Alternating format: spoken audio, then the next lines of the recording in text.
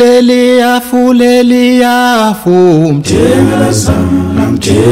umtshela baba ashaye phansi ngenduku yakhe encane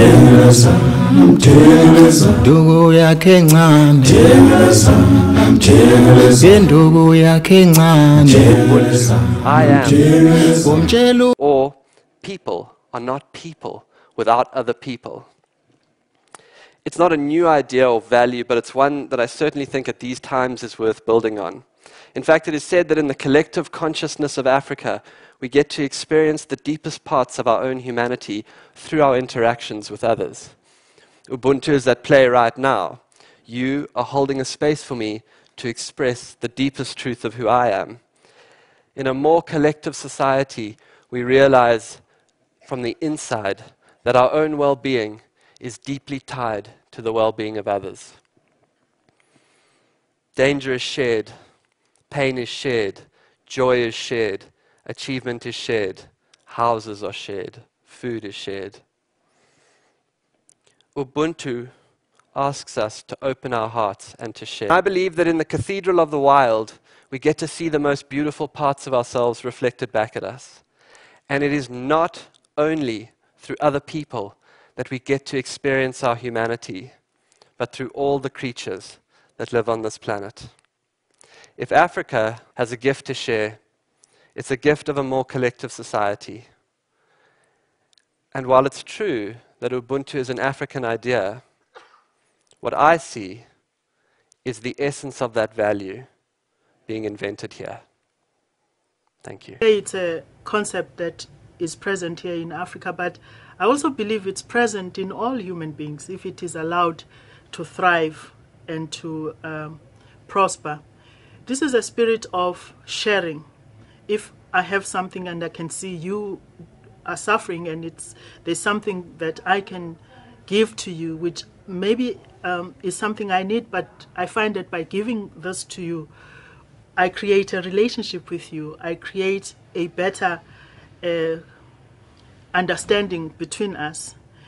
In Africa, where, for example, a family does not have the basic necessities of life, and they are living next to another family which actually does have a little bit more than that other family, they're quite prepared to give this family something that will help that family to start to be able to provide for themselves. I'll give you an example. If I have 5 cows, obviously I need the milk for myself, but there's a possibility that I could give a little calf to the neighbor who then brings up that calf and is able to get their own milk from having their own cow that they've developed from the gift that I gave them. There's also a concept when building a house. When your neighbor is building their house, the whole village would come together and they help one another. There's a name to that as well. They call it ilima, where people come together, they help this one person to build their house. Then there's this feeling that we all belong together.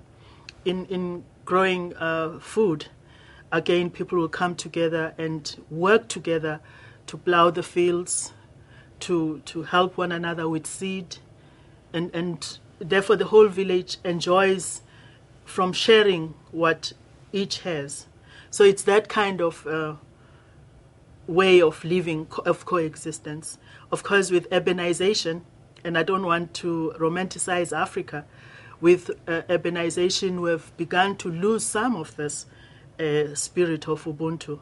And we are continuously trying to bring it back as we bring up our own children, to try and bring it back so that a child who grows up does not want to accumulate only for themselves when the child next door doesn't even have a bed on which to sleep or doesn't even have shelter.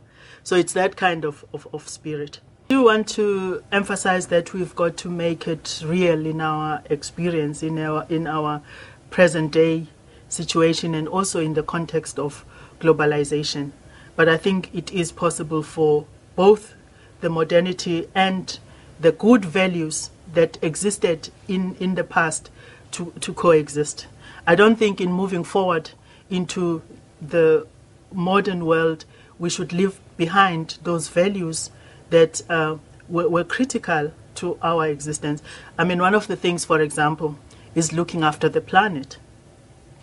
We have to look after this planet. The earth was given to us, and we've got to protect it.